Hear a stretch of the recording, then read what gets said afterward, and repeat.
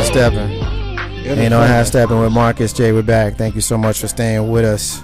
804-447-0601 to be down with us tonight. We talking about sports roundup. We talking about the National Football League. We talking about dating pool, diva diaries. We got a whole lot of stuff that we getting into. But at this point of the show, every single week, you know what it's time for. Big Rule. You know what it's time for, right? Yes, unfortunately. Yeah. It's time for a little bit of football, National Football League roundup. We're going to get around it. We're going to do a little bit of a recap of the day around the league. And, of course, we are going to start. First of all, we're going to start with them ugly-ass uniforms that Pittsburgh still That's why we lost, man. Look at Jim Jakes. Oh, my God. I was like, yo, did they take the costumes for the movie Lost? Not Lost. What was the movie when Eddie Murphy and Martin Lawrence were in Life? They took those uniforms. Yeah, those Jakes are his. Hit it. That's why we lost. And dropping 12 passes. You know, between those two, we took an L. And it is what it is. You know, Ben did his thing. Somehow Jonathan Dwyer decided he wanted to actually play, and we had to look at those putrid A uniforms that they had. You know, I'm supposed to be wearing a jersey, but Grizzly ain't here. So I guess once I get that jersey, we take a picture. It'll be on the Ain't No Half Steppin' Facebook. Before we go into the games, I just got a hit on the Facebook page. Got a question from one of the Ain't No Half Steppin' Marcus J fans. We got Sean in Richmond who is asking who is going to be fired first. He wants to know, is it going to be Andy Reid, Jason Garrett, or Rex Ryan? Who's getting fired first? Carlton Banks, I'll start with you first. Give me the name and give me the why. Andy Reid, he's been on the team. Andy Reid has been with the New England. No, listen to me, New England. He's been with Philly forever and a week now. And firing your defensive coordinator has nothing to do with how the people on the field are playing. He's going to be the next one to be cut, and sooner or later, pretty much sooner than later, it's going to be his downfall. Big Rope. Rex Ryan probably, because if the Jets go 2-14. He's not going to be able to withstand that. I mean, he can withstand maybe 5-11, 2-14. Oh, hell no. They can't beat nobody. I think I agree with Rex Ryan. I think Jason Garrett's job is safe in spite of how the Cowboys have come out. They did have a big win in week 1. They're not terrible. You know, and we'll talk more about this game later, so I don't want to give away too much. But they could have won the game yesterday. I'll just say that for the purposes of the question we were asked. Yep. So I think Jason Garrett is probably safe for now. But I mean, Rex Ryan has a little bit of cachet as well. He goes to the NFC Championship game, his first two, the AFC Championship game. I'm sorry, his first 2 seasons in the league. Last year he goes 8-8, and then this year they either blow out somebody or they get blown out. You know, and it's funny because we hear all this talk, and we used to it with Rex Ryan, and we hear it from his brother Rob down in Dallas. We used to hear it from their daddy, Buddy, when he was NFL head coach. I think that's just kind of what you get with them guys, Big Rule. I mean, I don't know. That's kind of my thought. Well, I said Rex Ryan simply because if the Giants go to the playoffs again and the Jets don't, he can't survive that. I don't think there's any. You know, I'm not saying this as a Giants fan. I say this as somebody that's paying attention. I don't think that there's any at this point at 6-2. I think it's a pretty good bet the Giants will go to the playoffs. Redskins did 3 years ago, went 6-2, ended up 8-8, did not make the playoffs. I mean, I suppose it's possible. Of course, it's possible, but we did it. It's possible. But when you look at what's going on with the Jets, I usually try to get Jets talk in here every week, and y'all shut me down with it. But because they suck. Why do we talk about sorry teams? Well, all right. Well, let's talk. I mean, I agree they suck, but they're a story, and the reason why they're a story is because of Rex Ryan. 1, the fact that he's not the same guy as he was in previous years. 1, and 2, they got this quarterback controversy now because I know a lot of Jets fans. Okay, I grew up with them. I know a lot of Jets fans, and we knew that this would happen. As soon as Mark Sanchez would start to struggle, they're gonna be screaming for Tim Tebow. Mark Sanchez struggles because he has no one to throw to. Stephen Hill, Jeremy Curley, and some other dude. He has nobody. Santonio Holmes hurt. For whatever reason, they decided that We don't need to go get any more help. Are you insane? You know, there is this guy called Terrell Owens who is 38, but is probably in better shape than 90% of that team right now, who could come in there and be a number one receiver, and they actually might score some points. And then number two, I mean, you can keep talking about this Tebow thing all you want. The more we talk about it, the more terrible it is. Tebow is a non-factor. If there's a quarter controversy because of him and Tebow, then Sanchez needs to request a trade. It's that simple. There's no way Tebow should be starting over him. Tebow shouldn't even be in the same sentence as him. Yeah, he's the most overrated player in the NFL. But it's not the overrated thing. Tebow is not a starting quarterback. Tebow is a backup quarterback. And you know what? If you're going to go with Tebow mania, then if I'm Sanchez, I request a trade. You know, this team called Jacksonville would actually use him. Yeah, I think that Tebow should have gone to Jacksonville. He'd be starting right now. And he over probably Blaine should Garrett. still go to Jacksonville. Yeah, he'd be starting over Blaine Garrett. Let's just go around. We talk about the games a little bit, and we'll go through as many games as we can in the time we have allotted. Let's start with the Redskins and the Steelers, Big Rube. I started with it before we took that question from Sean in Richmond. Mm-hmm. We appreciate that, Sean. Thanks for listening. Also, thanks to Ty Cool and Throwback Lounge listening to us right now on globalscareradio.net. Check him out on Saturdays from 2 to 5 on these same airwaves. What you see in your game aside from some ugly-ass uniforms from the Steelers? I saw that. On a good note, I saw that we actually have a really good field goal kicker. Anything 40 yards out seems almost automatic. He got an extra point block, but in that game, it just didn't matter. I see a defense that's struggling hard. I see an offense that wants to score points, but I think we had some bad play calling. But ultimately, 12 drop passes, you will not win a game with 12 drop passes. Most in the NFL this season out of any team in one game. I think the next is like 7 or 8 or something. I mean, we had 9 drop passes in the first half. You know, Santana Moss dropped a touchdown. Some other dude dropped a touchdown because I had never heard of him before. I mean, we had dropsies all day.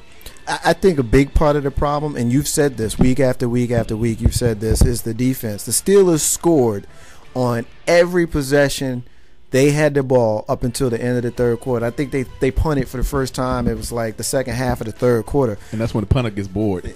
Well, pretty much. He's over there just practicing, and he's doing whatever it is he's doing. The defense just is porous right now. Well, the problem is you have a good front. Well, I would not use injuries as this is what I was talking. I wouldn't use good. Well, this is I was talking to Jay Grizzly Green yesterday after the game. You know what? All these players in the NFL should be able to play. Now, you have some people who are better than others, but when it's all said and done, if you're in the NFL, you should be able to be inserted in a system, and you should be able to play the system basically. Now, Jonathan Dwyer, last time I checked, is not a top-tier running back of any. If I'm correct, it's the third string of Pittsburgh. I may be right on that. But are you kidding me? This dude ran for like 105 yards and a touchdown. The third string of Pittsburgh? Nah, I'm not buying it. I'm not selling it. You can see it say, well, we lost a Ragpo. We lost this. Blah, blah, blah. That's no excuse. If you're in the NFL, you should be able to be inserted into the lineup and play just as hard as the person you took over. If you are not coming in to training camp and you're not coming into the season trying to take somebody's spot, you should not be in the NFL. I think that's a problem with the Washington Redskins. These people are cool with their spots. They're like, Ragpo will never get hurt. Ragpo's out for the season. Holy crap, we got to put somebody in there. They're not ready. Our secondary, I hate to say this, Dallas fans, this is the only positive you'll ever get from me.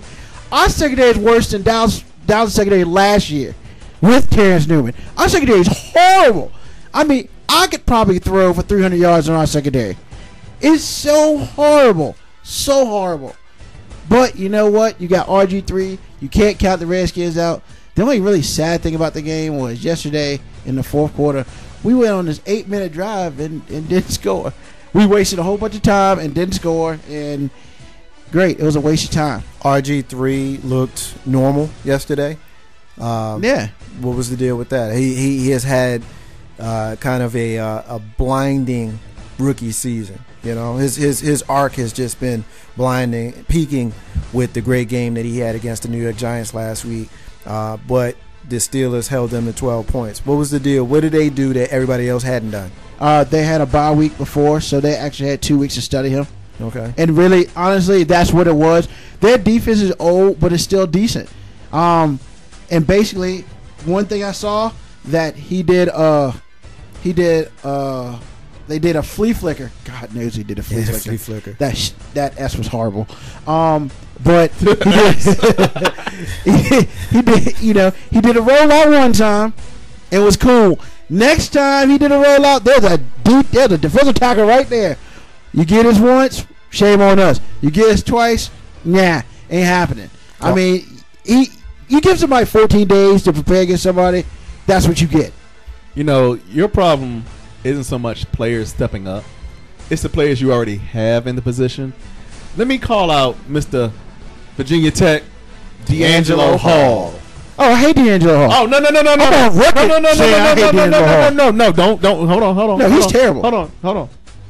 There was a game last season that he made the Pro Bowl on because he had, 3, 4, 5 interceptions in that game? Yeah. Look at his demented attitude to, one, disrespect the referees. Yeah, he told the ref to F you and F off. Yeah. That was Come on, dude. Hilarious. This isn't a replacement ref you're speaking to, number one. Number two, two referees threw the flag on his butt. He's probably going to get fined and suspended. Right. He's going to get suspended. And if Shanahan doesn't suspend him, the league should suspend him. No, the league will probably suspend him. Okay? Seriously, dude. Really? Fine, suspend. You need to grow the heck up. Okay? And that's his problem right now. He needs to do something. You don't have players doing that. They did that when the replacements for us were there. They were scared of him. He had lost his mind. I mean, I don't know what he was itching about, but I mean, I was just like, really, end of the game, you just showing off at this point, whatever. I don't like D'Angelo Hall. If he disappeared, great. Unfortunately, we can't get another cornerback so he can just play nickel D and not have to cover anybody. If he covers somebody, it's feast or famine with that dude. Either the interception great or he's burnt. That's his whole career, and it's annoying, and it sucks that we have him. And it sucks we have so many freaking Virginia Tech players on our team. Josh, what's the other cornerback's name? I don't know. I don't know. He sucks. He's from Tech too. I'm sick of these sorry-ass Virginia Tech players on the Redskins. Hey, man, I thought you liked local talent. Hell no. I hate Virginia Tech with a passion. There's a reason. They can't cover nobody. We'll put a bow on the Steelers victory.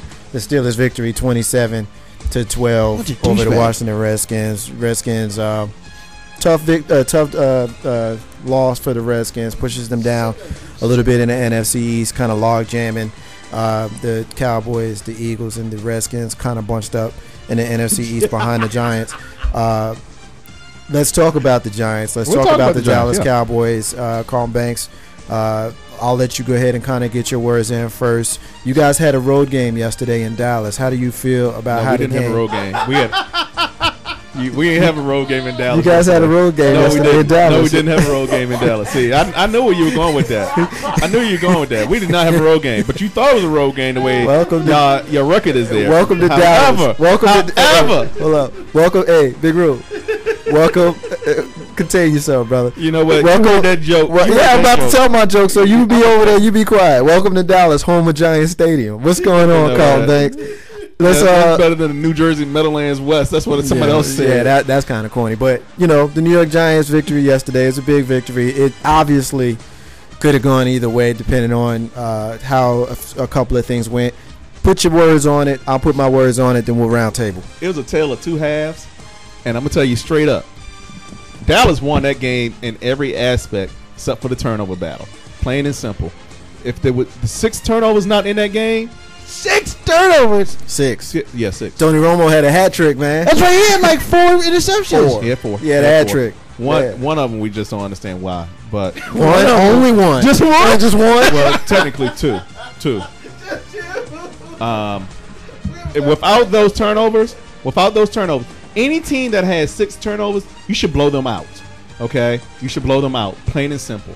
New York did not play to the caliber a 6 turnover game should give them. Okay, plain and simple. They outscored us in the first half 23-0. Whoop-dee. We came back, scored 24 straight points. We just couldn't get that last bit of except for if instant replay is a I'm telling you.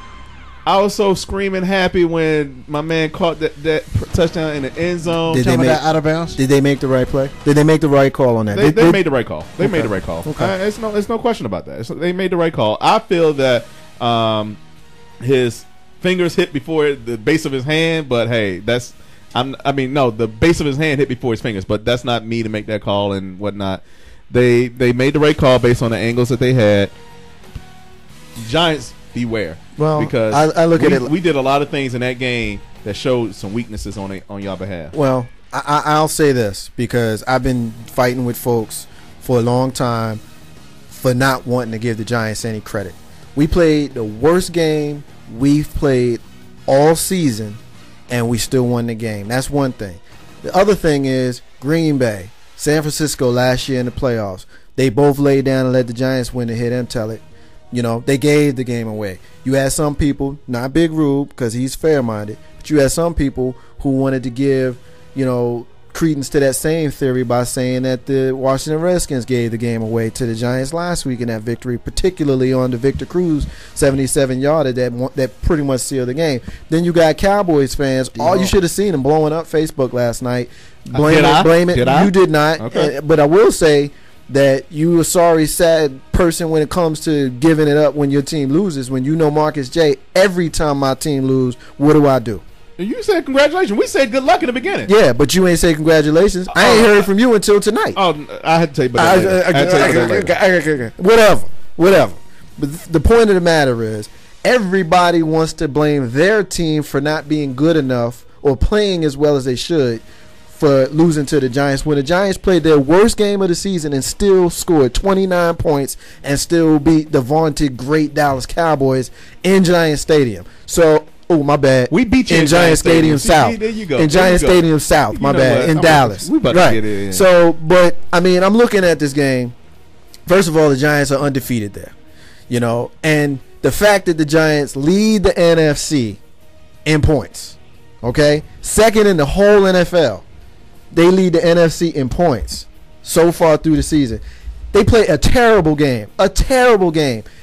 Should have been scoring touchdowns. They should have scored 50 points yesterday. They ended up with 29. Okay?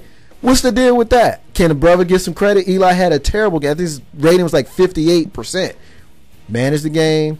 The interception was off of a brutal hit by Sensabaugh. Victor Cruz had the ball in his hands. The only reason why it was an interception because it popped out. I mean, it's a legitimate interception, but he didn't play a terrible game. And Mr. 350 yards or whatever it was, 437 yards, Mr. Tony Romo, 58% QB rating was the same thing that Eli had throwing 192. That's because of the interceptions. My point, but it doesn't matter. Doesn't matter. Take the turnovers. It doesn't matter. Where are you at? It doesn't matter. One of the turnovers was a pick six. Yeah, you take that turnover off, and then they made the bad call. They made the bad call when they said my man was down. That Victor Cruz or whoever touched him when he made the interception. He didn't touch him. He was down. He was up. No, he was not down. His leg was not down. His leg touched. Man, that's a bull. Well, I mean, that's sour grapes for the guy whose team lost, and I understand that. That's fair for you to feel that way, but at the end of the day, we know that every single game has plays that go for you. You got plays that go against you. That's just the ebb and flow of the game. Whatever. So had it gone the other way, what about the fact that the Cowboys ran 3 plays in 10 seconds? You don't think there was a little bit of home cooking going on there? No, the referees were there for that. So what was up with adding 4 seconds when it should have been the 6 seconds that was on the clock when that touchdown came back? Why you putting more time on the clock? You got 4 seconds that's put on the clock. 4 seconds put on the clock. So then you get Witten with an out. Then you get Miles Austin with the ball goes through his hands, which that should have ended the game because if he catches that, he's going to be stopped right there and the clock will run out. And then the final play of the game, you got 3 plays running 10 seconds. When the last time you seen that? Easy. Oh, easy. Madden. Yeah, all right. Big rule.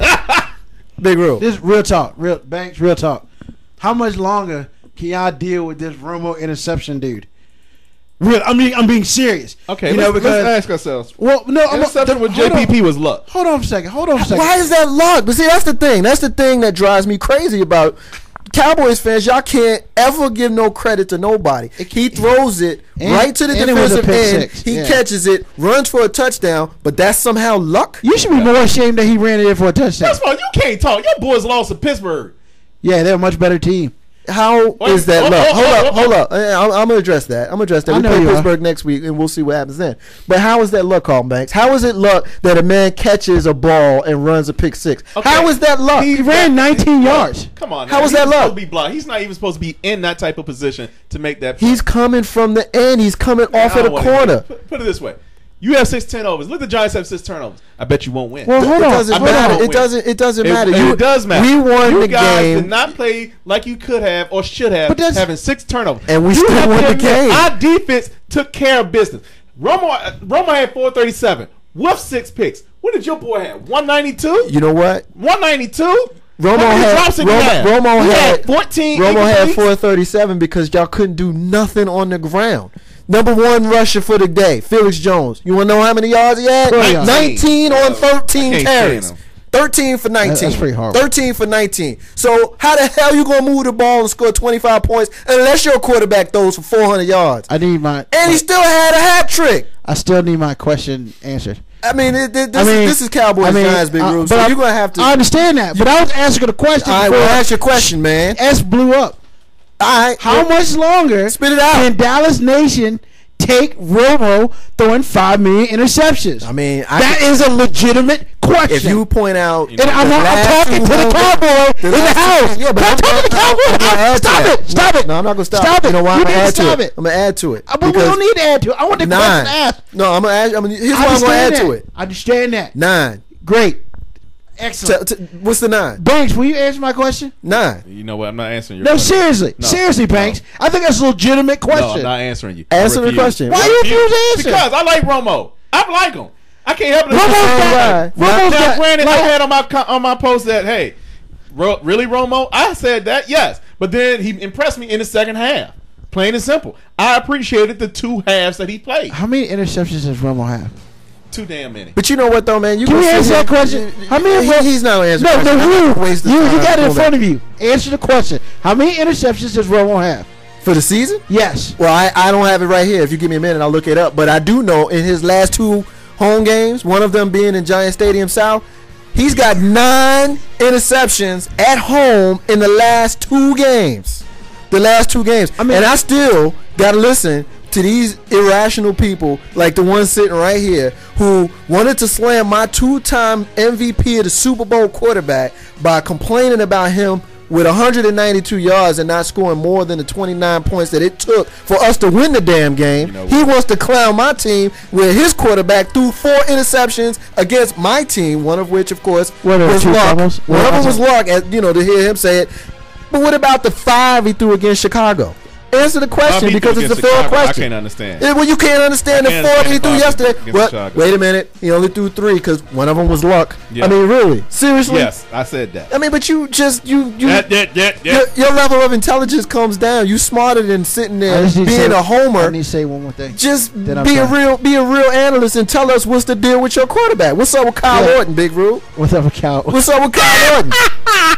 Are you gonna put Kyle Orton in the game? I might. Kyle Orton ain't gonna throw 9 interceptions in 2 games. Hell no, he won't. Says this. He won't do that. You make the playoffs. That's all I got to say. What are you doing? You don't worry about my team. Make sure you have a winning record. Because Thanksgiving, son. Hey, Thanksgiving, you taking out there. I'm gonna have you in a jersey. Matter of fact, you're gonna wear the jersey that Monday and the Monday following. So you make sure you're here. All right. I will get that picture. Is that a bet? Facebook, is that everywhere. a bet? Is that a bet? That's not a bet. That's a promise. Is that a bet? That's a promise. Are we talking jerseys? Are we talking jerseys? That's a promise. Jerseys? All right. You see it. You owe me some damn wings. You see it. You see it. All right. Listen. I ain't scared of y'all. Jerseys. Chill for a second. Charisma, I'm going to ask you a question. She's scared to death. Did you, first of all, I hope we're not a little too animated, but it's the Cowboys and the Giants, and it has a way of happening. And it's the fact that the Cowboys riles up everybody. Now, you just saw what happened. Big Rube, Carlton Banks, they made a bet. The winner has the other guy wear the jersey of the winning team. Did you not just see that happen? Yes, I just heard that. So on Ain't No Half Steppin with Marcus J, October 29th, Monday at approximately 7:47, we have that bet. We got a bet. And the loser backing out. No, there's not going to be no backing out. The loser is coming to Ain't No Half Step with Marcus J on the following Monday in the jersey of the winner. That's the deal. My jersey's gonna fit. Whatever, however y'all do that. That's the deal, right? Hey, that's fine with me. All right, well, there it is.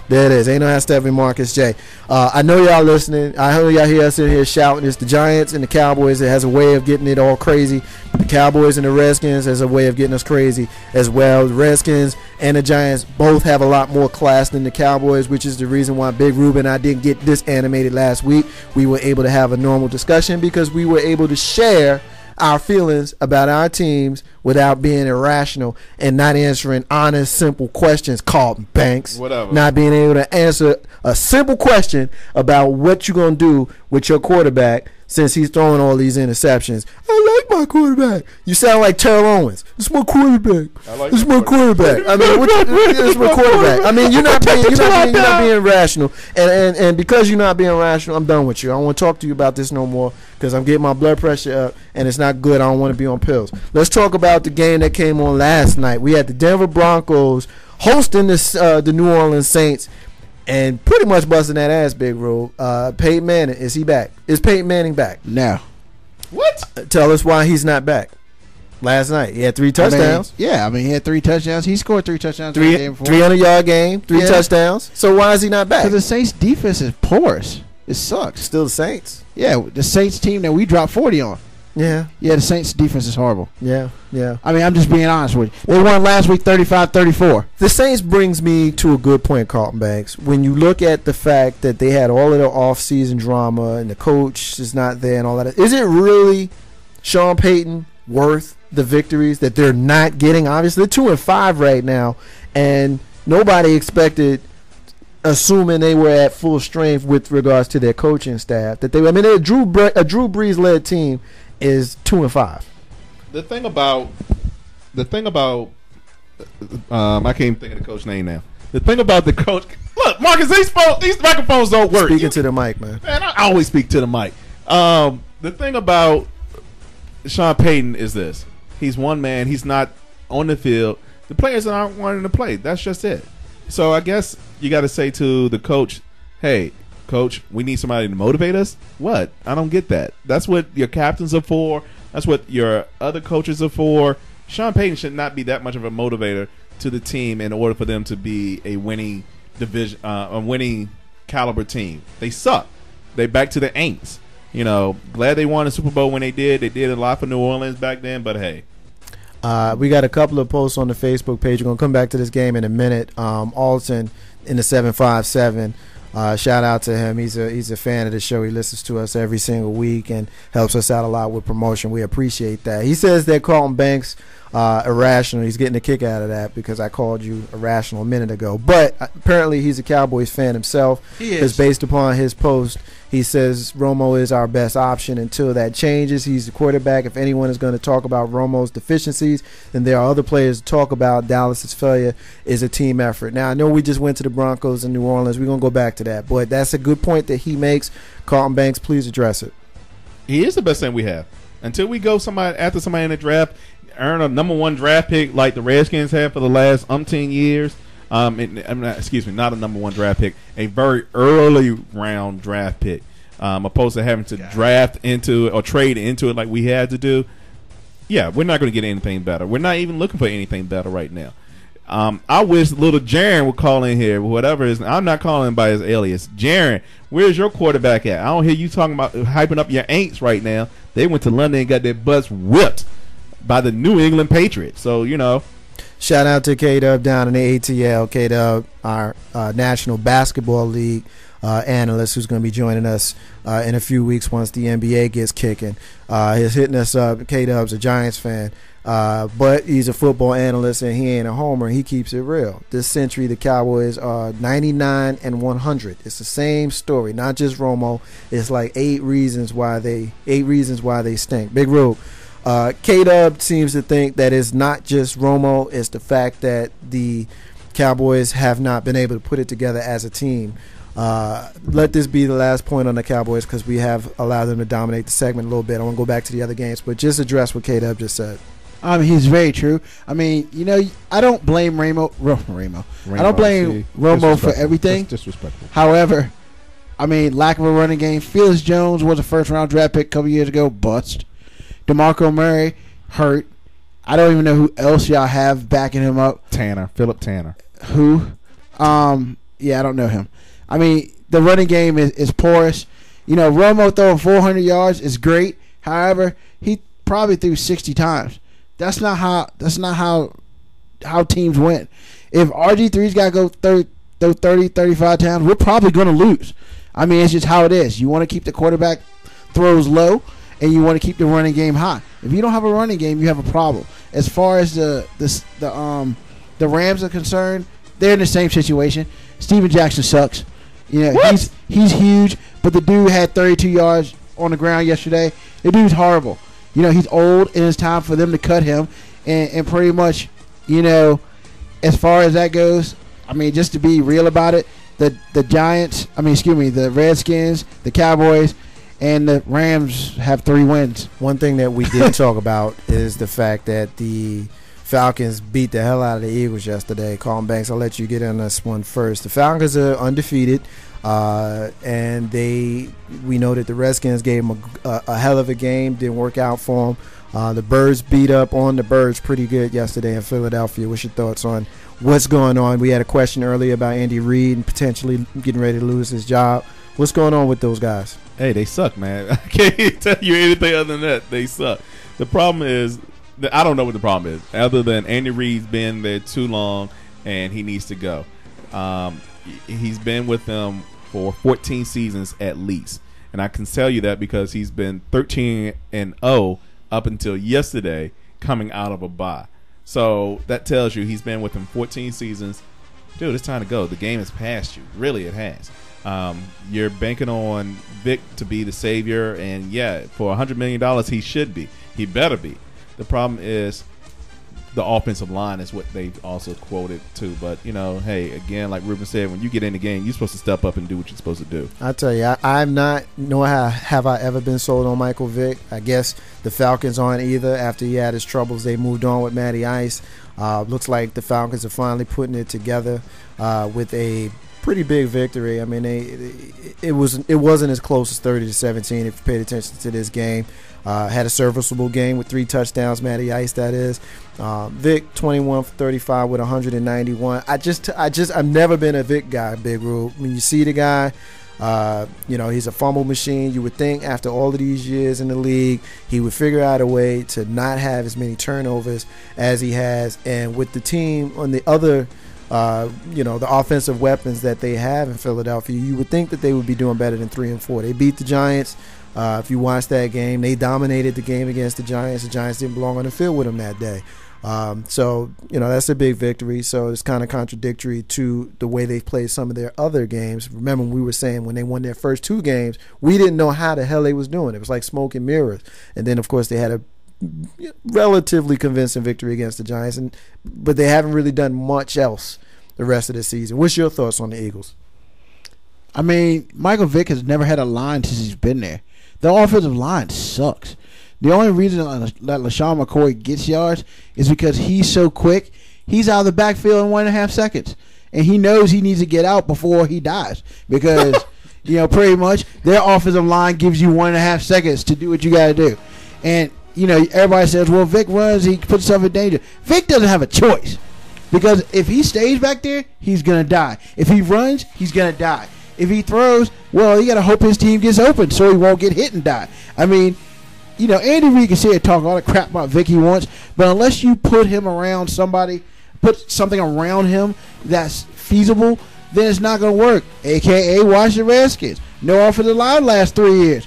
Our quarterbacks suck. They don't have time to throw. This year, RG3's been sacked like 8 times, which is a low in 5 games, once a game pretty much. And pretty much that's because the line gives him 3 seconds. Anything after that, you're on your own. Last question of the segment is for Carlton Banks. Carlton Banks, how do you feel about the National Football League playing games out of the country? The Patriots played the Rams yesterday in London, had a pretty embarrassing victory over the Rams. The Rams scored a touchdown in the first quarter and then did see the end zone for the rest of the day, losing 45-7 in London to the Patriots. Don't really want to get into that game because it was a blowout. Brady with 304 touchdowns. But my question is the international aspect. What are your thoughts on the NFL playing games in Mexico and playing games in London and some of these international places? Well, this is what the NFL is doing. They're trying to actually expand their market into other countries and also develop teams in those countries as well. I know the New England Patriots owner, Robert Kraft, is a very big proponent of bringing the NFL teams to foreign countries as well as develop NFL caliber teams in foreign countries. If you think back to it, we had a feeder system, so to speak, in these countries, the World League. Yep. So, they did pretty well. I'll be honest. I watched the World League. I did too. During the summertime. During right? the summertime, yeah. right. It helped ease the pain of football not being there. I also say that it gave other countries a chance to see the potential that these players have. It was a big difference in a noise because of, again, you had the soccer background noise that they didn't have here in the States. So that may have been a difference. Also, with that feeder type system, the players were hurt a lot more. Again, it's a feeder system, so those players are allocated or tied to regular NFL teams. So when they come home to play with the regular NFL teams, they've already played 6, 7, 8 games, and their bodies are tired and injured and cannot do anything with the teams that they currently have. Ain't no house stepping with Marcus J. That's the NFL segment. We're going to leave it there. We're going to take our break. When we come back, Carlton Banks has a question for the audience. And then after that, the Dating Pool Diva is in the building with the Diva Diaries. We're going to get into some pretty controversial questions. I previewed them. Got some stuff to ask you. Ain't no house stepping. Marcus J. Be back in a minute. Hello, world. This is King Call from Shelltown, Jersey City, New Jersey. You're listening to the best talk show out there on the internet. Ain't no half stepping with Marcus J on globalscaleradio.net. Peace. Oh, sugar daddy. They be tricking. They tell them girls. I see you can have whatever you like.